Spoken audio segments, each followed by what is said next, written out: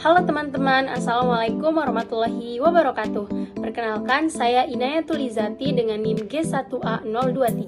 G1A023-10023 dari Program Studi Biologi Fakultas Matematika dan Ilmu Pengetahuan Alam Universitas Mataram. Kali ini, saya akan menunjukkan bagaimana cara kita menginput data pada Excel yang merupakan salah satu tugas pada mata kuliah aplikasi komputer dan ilmu teknologi. Oke teman-teman, jadi untuk menginput data pada Excel, kita mulai dari halaman Excel yang masih kosong.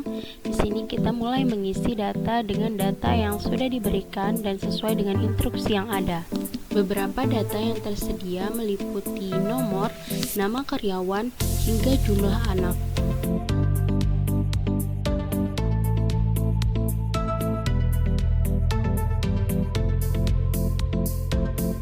Selanjutnya yakni pada kolom jabatan struktural. Pada kolom ini diisi dengan menggunakan rumus khusus dan mengikuti ketentuan yang telah ada pada instruksi, di mana masing-masing golongan memiliki jabatan seperti golongan 1 merupakan staf, golongan 2 merupakan kasubag, golongan 3 merupakan kabag, dan golongan 4 merupakan direksi. Selanjutnya yakni pada kolom gaji pokok, di mana masing-masing karyawan memiliki rentang gaji yang berbeda berdasarkan jabatannya. Hal ini dapat dilihat pada tabel yang disajikan pada instruksi, di mana meliputi gaji pokok, tunjangan anak, serta tunjangan istri bagi masing-masing golongan. Setiap data dalam tabel pada instruksi ditulis kembali untuk mempermudah dalam menuliskan rumus pada Excel. Hal ini dikarenakan setiap data yang ada dalam tabel instruksi digunakan untuk menyusun data pada setiap kolom yang diminta.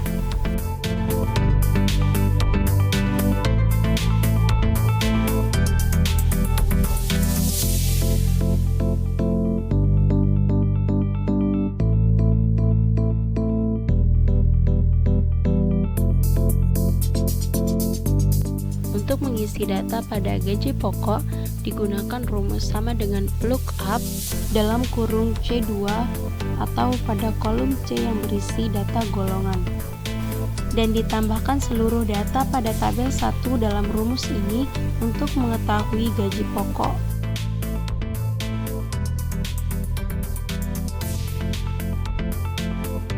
Hal ini juga dilakukan pada tunjangan istri, di mana rumus untuk mengetahui tunjangan istri yakni sama dengan if dalam kurung D2 yang merupakan kolom yang berisi status karyawan.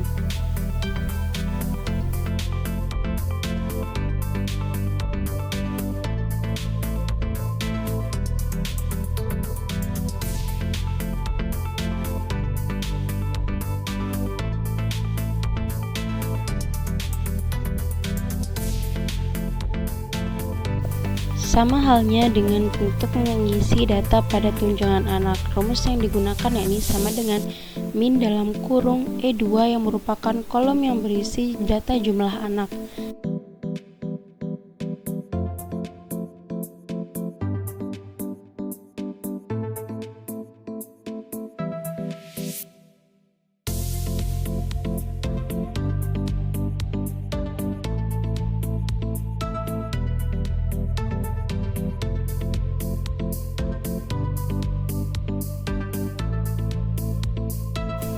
Selanjutnya, untuk mengisi tunjangan struktural digunakan data pada tabel 2 yang menggunakan rumus sama dengan lookup dalam kurung F2 yang merupakan bagian dari kolom F yang berisi data jabatan struktural.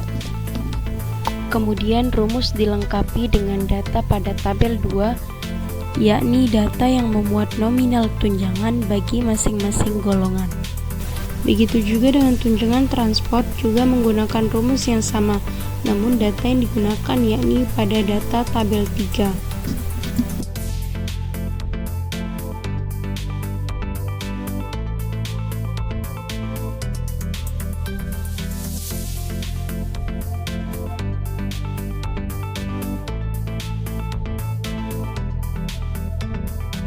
Selanjutnya yakni pada total gaji diisi dengan menggunakan sama dengan sum dalam kurung diisi dengan data mulai dari gaji pokok hingga tunjangan struktural. Selanjutnya, untuk mengetahui total pendapatan golongan 1 hingga golongan 4, yakni menggunakan rumus sama dengan sum if dalam kurung C2 hingga C11 yang mencakup semua golongan karyawan yang ada pada kolom C, dan menuliskan 1 untuk mengetahui total golongan 1, lalu menambahkan seluruh total gaji karyawan yang ada pada kolom L. Begitu juga untuk mengetahui total golongan 2, 3, dan 4 menggunakan rumus yang sama, namun yang diganti hanyalah angka pada rumus untuk mengetahui total golongan masing-masing. Yang terakhir yakni tahap finishing, di mana setiap data yang telah tertulis disusun dalam tabel, namun hal ini bersifat opsional. Tabel dapat dituliskan di awal ataupun di akhir. Selanjutnya, diberikan warna pada tabel sesuai dengan instruksi yang ada. Penyesuaian format tabel maupun teks dapat dilakukan sesuai dengan yang diinginkan.